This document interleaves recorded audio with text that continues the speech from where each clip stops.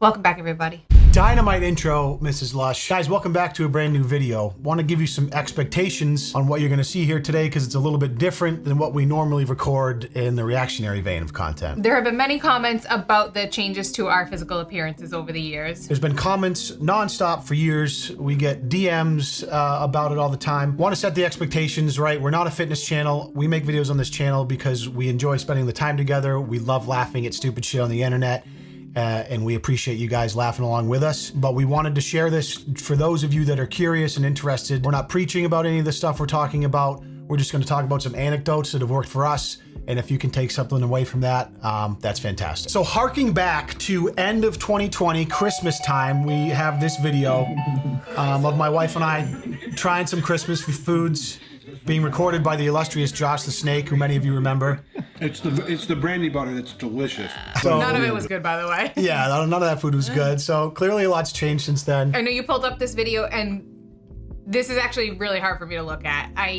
It's hard that I lived my life like that for a really long time because I know how uncomfortable I was, but how unwilling I was to do anything about it until I did make a change. And what do you think what was the catalyst for you that helped you kind of start? Because I know for a lot of people, and even for me in different periods of my life, like there's always that it's just really hard. The impetus to start is almost the hardest part sometimes. Absolutely. And so And it's never going to come from anything externally.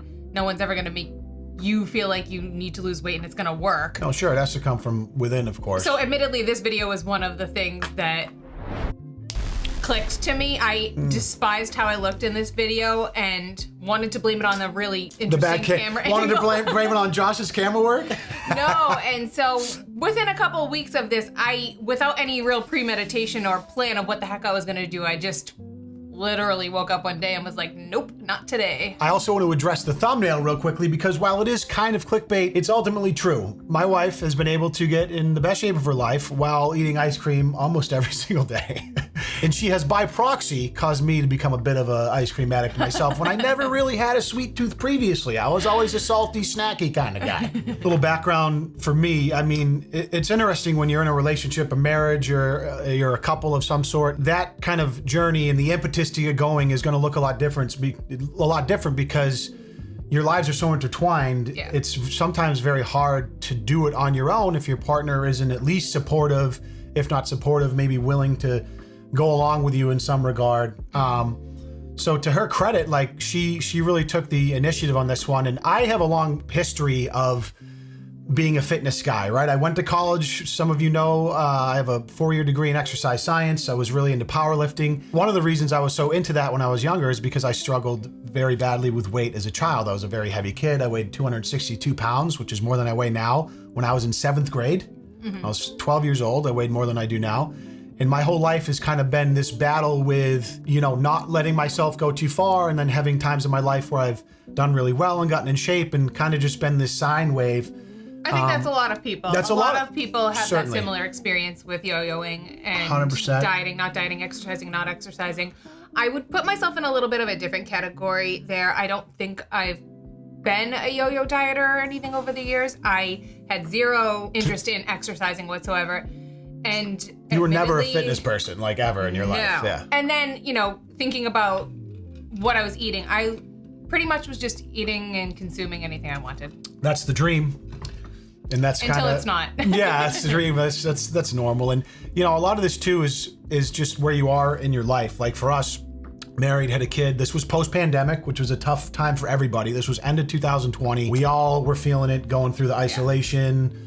A million but I different cannot emotions. blame having a kid or anything like that. It was more of a slow climb, I'd say, through my 30s. I kind of just crept up weight every year, probably. Right. Never really weighed myself. I'm just going based on how I felt in my appearance. I think that's how it happens for most people. It's just not it just doesn't happen in a weekend. It's like over the course of several years, you find a certain lifestyle, you get comfortable in a certain way of living, and you wake up one day as you get a little bit older, things start to decline, your metabolism maybe slows down a little bit. That's not an excuse ultimately, but and that's how it goes. So again, there for a lot of people, there needs to be a catalyst or something that gives them kind of that impetus to take the step to try and change the habits, because ultimately it comes down to just little decisions you make daily over the course of a long period of time that compound, whether in the right direction or the wrong direction, wherever you're trying to head. So what did I do? So what did you do? What did you? I can't remember exactly what it was. I think this was before the Peloton or after? It was before Peloton. It was All right. Noom, right? That was the first thing. Which you got. I joined Noom. Yeah, she joined Noom. That got me monitoring and tracking and logging what I was eating and counting calories. For anyone who goes from not thinking about what they eat to then counting calories and tracking that, it's a bit of a shock. Forces you to be self-aware of what you're putting into your body. Now, for those of you who don't understand, Noom it's like an app basically where you download it. They give you some curriculum. They try to retrain the way you think about food and stuff. But ultimately, it's like a program that's like, all right, do daily weigh-ins. You're logging your calories. They're classifying different foods in a way that gives you a better understanding of what's more calorically dense and what's not. It's basically how to keep yourself from feeling hungry all the time based on what you're eating and still fitting it into a calorie budget of sorts. For us, she's always been the food planner. Like, she's an amazing cook and she's very creative with the things she makes. So with her kind of newfound desire to be more conscientious of what she was eating calorically and stuff, she was trying some new recipes. And I think we always joke about how, like, fortunately for her, like, I'll eat anything, right? And I love the idea of eating healthier. And I can't think of a single dish that you've made where I wasn't like, oh man, that's delicious, right? And I know that not everyone has a partner that is as supportive. That's right.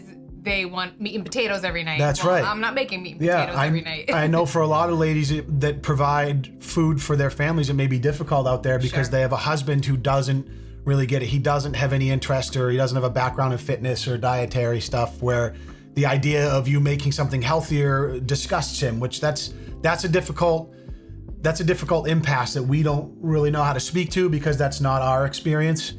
I was more at this time like, yeah, this is great, man. I'd love to start to eat a little bit healthier. I just didn't have the impetus in myself at that point to change. But with her starting to, take some initiatives and starting to cook a little healthier, I was on board. And then, as a month or two went by and you started seeing some really great results just by daily weigh-ins, tracking, being a little more aware of what you were eating. I was like, you know what? Let me try. What's this Noom you're talking about here? Yeah. 3 months it took before you started. I remember. Was it 3 months? Yeah. And it was also around the time that we got the Peloton. So we got the Peloton 3 months after I had started. Even at that time, he was the one that took the initiative on the Peloton. He wanted to have a bike or have, some exercise equipment in the house. Yeah. It really wasn't on my radar to exercise. I was just trying to hone in on what I was eating and consuming. To try and expand on what you were saying is you started not through the exercise. Correct. You were more like, hey, let's get the dietary thing in check. That felt more in control to you, and you weren't someone that had a lot of experience exercising. So at that time, that may have still been more intimidating, I think, for you. Absolutely. The exercise piece of it. Where I know a lot of people, they're like, oh, let me just go for like a run once or twice a week or 3 times a week, but I'm still going to binge drink 4 nights a week and do nothing to my diet and expect to get shredded and drop all this weight, where it's like, ultimately, it's the stupidest, oldest phrase in the world. Abs are made in the kitchen, right? And that's a little bit of... Can't out-train a bad diet. Can't out-train a bad diet, but it couldn't be more true, man. Like, you can't expect to just implement some exercise and not be self-aware and really understand what you're eating and consuming and expect there to be massive changes. Obviously, when you can do both, which is what we do, what we've done, that's where you can typically see the most benefits, especially, and for me, and I know you personally, like, not just the cardio, not just the running thing, but strength training, wildly important. Like, strength training, if I had to pick one, cardio or weights, I would totally choose strength training. Absolutely. I love it. I love how it makes me feel. Yep. Nothing more badass than feeling strong. Yeah, and it will help change your body composition more than just cardiovascular and diet, like being able to put on a little bit of muscle. And I think this, for the scope of this video, I know we're going to ramble on a little bit. We're not going to get into crazy specifics. Like, we're not going to talk about workout plans and stuff like that. We just wanted to go through the story a little bit of how things started for us and kind of what brought us to where we're at now. So I start in May of 2020. I start downloading Noom, and for me, this is the first time... 2021. Sorry, 2021. For me, this is the first time, maybe ever, that I truly started to count calories. And I know that has a negative connotation for some people. Yeah. Oh, well, what can I do? I just don't want to have to count calories. And it's like, listen, man, we do a lot of hard shit in our life, and it's like, counting calories is not that difficult. There's so many apps now that make it really easy to log what you eat. And it's less about being perfect about the exact calorie count. It's more about building the awareness around what you're putting in your body. And the more you do it, if you do it for long enough, you get comfortable with an app, you start to just train your brain to understand what you're consuming. So eventually, and what Mrs. Lush does now very, very well, is she eats intuitively. She hasn't counted calories in probably 2 years almost. Year and a half? It's been almost 2 years, yeah. She laid the groundwork with being hyper aware of what she was consuming to the point where now she can do it without thinking about it. For me, I tend to slide a little bit. So as you may have noticed, so I lost a bunch of weight at first. That first summer, 2021, I went from 280, I think I got all the way down to like 236. Now granted, for me, I was just doing cardio. This was the first time in my life I didn't have a gym membership because it was post-COVID. I didn't want to work out with a mask. So like I wasn't strength training at the time, but I was doing the Peloton. I was dropping weight. I was feeling good.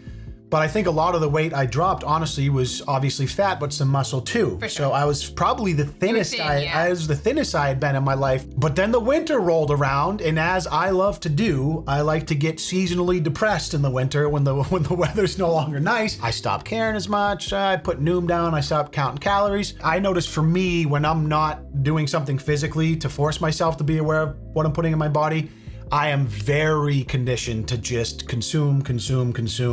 My biggest problem was always comfort eating. When you're counting calories, it's very difficult to do that without being aware of what you're doing to yourself. So I'm like, you know what? I don't need to do this. I can eat intuitively. Next thing you know, I'm back to 1 a.m. on the couch snacking. One of the biggest lessons for me, and one of the things I struggled with the most before, is when you do start to slide, which inevitably everybody will, or you start to let up off the gas and some old habits start to creep back, it's just being able to be like, hey, give yourself some leniency, be like, it's totally fine, I get it, but just commit to, trying to course correct back onto the path that you're trying to go down. For you, your biggest thing was like, how can I implement changes that I can sustain, that can become a new lifestyle where I don't feel like I'm restricting myself? Sure. So I think that that's probably one of the biggest things that I did not understand going into this, was that whatever you do to lose weight, you have to do to keep it off. There's just no question. There's no end game. There's no going back to where you were before. Yeah.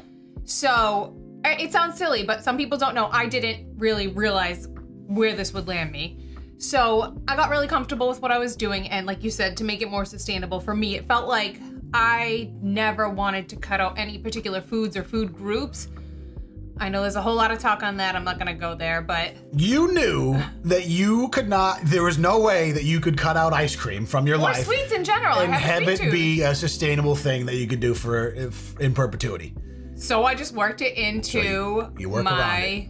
It's like, what are your musts and what can I give up, right? So I think that it does kind of help you prioritize what's important to you. Mm-hmm. What did I learn that I don't really give a crap about that much anymore? Alcohol. Yeah, she doesn't drink. I don't really drink that much anymore. And at first, it was more calorie related, because there's no question that drinks have a lot of calories in them. And I was hungry, so I needed to eat them, and I needed to fuel myself so that I could exercise. Yeah. And just as time's gone on, I've realized that I don't need to drink very much. I'm not sober, but and as you've lost a little weight, you have 2 glasses of wine, you're like, ee-hee, so you're good to go. Yeah. So it does kind of help you prioritize what's important to you and what feels sustainable. Yeah, I realized at the same time, like, my IPAs and my glass of whiskey are like your ice cream. Like, for me, would I love to be shredded and 10% body fat? Of course, but I'm not willing to give up the things that I love to get me there. So it's really about just finding that balance. And the only way to find that balance is to A, experiment, B, track what you're putting in your body, because you need to become self-aware of what you're doing. The other thing we talk about is daily weigh-ins too, obviously. Oh, yeah. Yes. Weight on a scale is a big one for people. And I know for guys, it's less of a taboo subject, because it's like, you just want to look in the mirror and like the way you look. Yeah. I think women a lot more often have this very unhealthy relationship with scale weight, where it's like this scary number. Mm-hmm. And like you said, what was the point you tried to make with the scale? It's just a data point, right? Oh yeah, treat it like a data point, because that's what it is. So to try and disconnect from it emotionally. Yeah. You wake up, you pee, you step on the scale. Okay, that's how much I weigh today. That's it. Not to let it ruin your day if you're up a pound or two, and not to let it make your day if you're down a pound or two because you're trying to drop weight. Yeah. It's going to fluctuate naturally, and you kind of understand that. But as time goes on, after you weigh yourself daily or however frequently for a while, you start to see a trend. Yeah. So you know that certain foods are gonna maybe make you hold on to and retain water, and then your weight might be up. But then by the next day, it's right back down.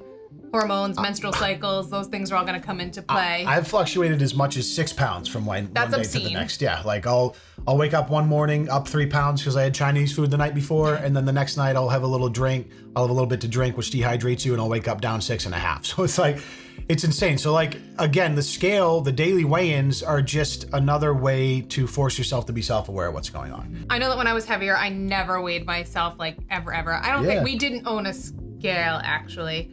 But I think it's really important, and although I am no longer, logging my food or tracking exactly what I'm eating, I still weigh myself daily or close to it, just to keep my finger on the pulse, because I don't want to go back to where I was, and if I gain 5 pounds, how quickly can that become 10 pounds, and so on. Yeah, it's exactly, even when you're in maintenance. And it's not to beat myself up if I gain 5 pounds, it's just to be aware. Awareness. That's literally all it comes down to, is awareness. So as far as the thumbnail goes, I just thought that would be cheeky because yes, we do still like to indulge in sweets sometimes, but we've kind of created this lifestyle that allows that while simultaneously allowing us to kind of maintain a weight that we're comfortable at. And I do want to say, for people that are curious about the numbers, how much you lost? What total I've of lost 60 pounds. 60 pounds since 2021. From around when this video was done, the Christmas video. Yeah.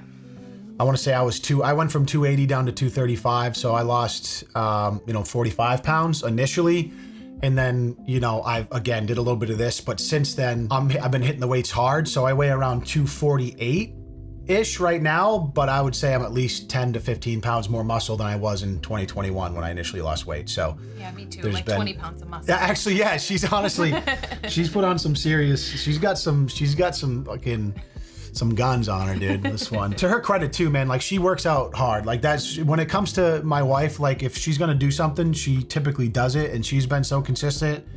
Because I like it. It's because she likes it. I'm truly enjoying it. Very much. It's kind of like, it's just my thing now. But for those of you that are like, oh, I could never like working out, it's just, I hate it. Like, you're talking. If I can like working out, anyone You're can. talking to someone who literally would have rather slammed her leg inside of a car door 65 times than step inside of a gym. All of this has been done working out from home. Neither of us have had a gym membership since 2020. We did mention that in another video before, yeah.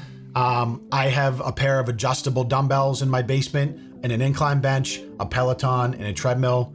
And that's it. So I use those dumbbells and body weight to do what I do. You do the same thing. And then there's the cardio piece. You can do some pretty crazy stuff without access to all this fancy gym equipment and stuff. Throughout the course of my life, I'm 38 now.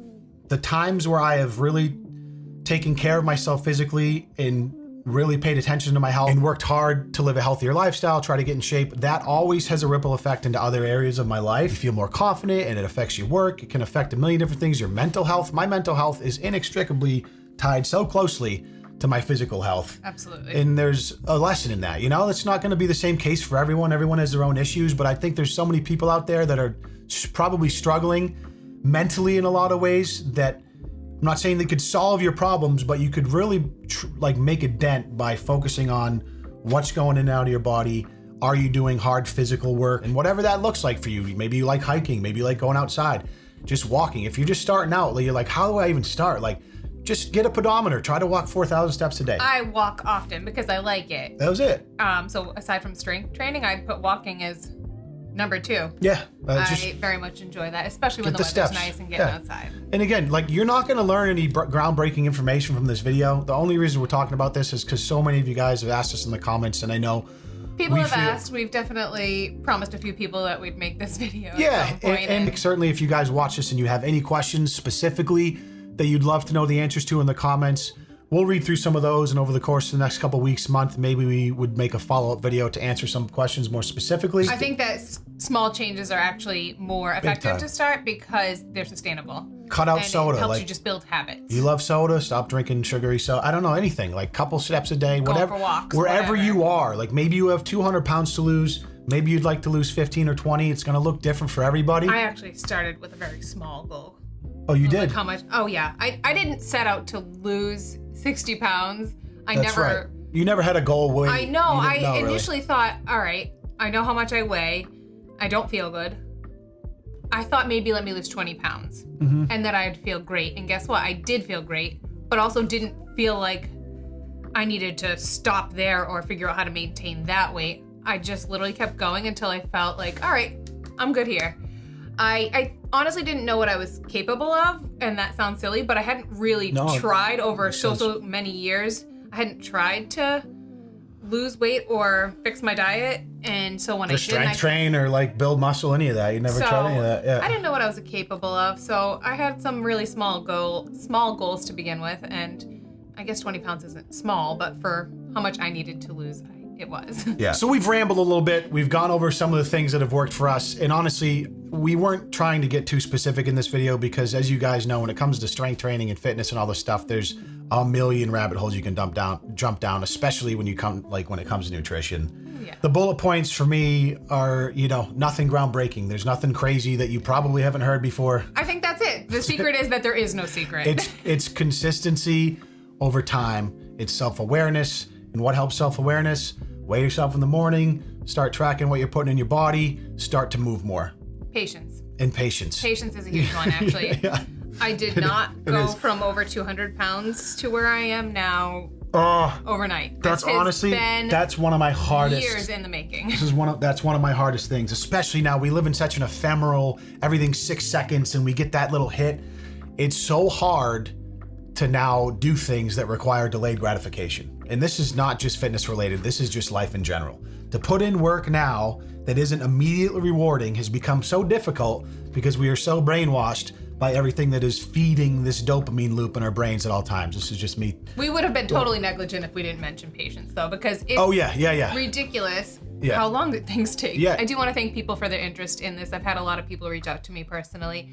It's way out of my comfort zone to come on here and talk about myself, so I'm trying my best. Yeah, I want to give her credit because she doesn't she's the opposite of someone who likes to preach or tell people what to do, but what she's done for herself has worked really well, and if there's some anecdotes in there that might be inspiring for other people, I think that's great, and I appreciate you talking about it. We appreciate your time as always. Thank you so much for being here. We really appreciate those of you who've been with us through all these years, have seen all these changes, and for those of you that are new, well, now you know something maybe you didn't.